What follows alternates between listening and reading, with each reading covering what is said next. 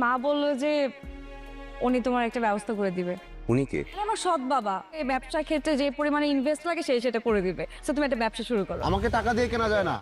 Office থেকে শ্বশুরের টাকা সরিয়ে দুবাইয়ে ফ্ল্যাট কিনলো ফাহাদ। অন্যদিকে কিন্তু সামিরকে শ্বশুরবাড়ি থেকে টাকা দিতে যাচ্ছে তার ব্যবসা করার জন্য, কিন্তু সামির জানিয়ে দিল সে শ্বশুরবাড়ি থেকে কোনো যৌতুকের টাকা নেবে না।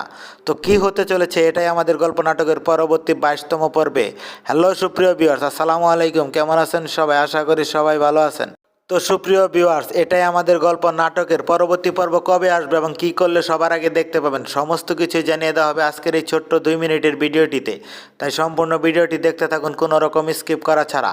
আর হ্যাঁ সুপ্রিয় ভিউয়ার্স, নিয়মিত সকল নতুন নাটকের আপডেট পেতে আমাদের এই ছোট্ট চ্যানেলটি সাবস্ক্রাইব করে পাশে থাকা বেল আইকনটি বাজিয়ে রাখতে বলবেন না।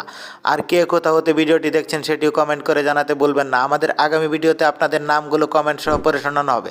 তো সুপ্রিয় ভিউয়ার্স, আমাদের গত ভিডিওতে কমেন্ট করেছিলেন রাজশাহী থেকে সামিরা, ঢাকা থেকে ইমরান, কিশোরগঞ্জ থেকে তানিয়া, রিমঝিম, রাঙামাটি থেকে, সৌদি আরব থেকে আনোয়ার। আপনাদের সকলকে অসংখ্য ধন্যবাদ কমেন্ট করে আমাদের পাশে থাকার জন্য।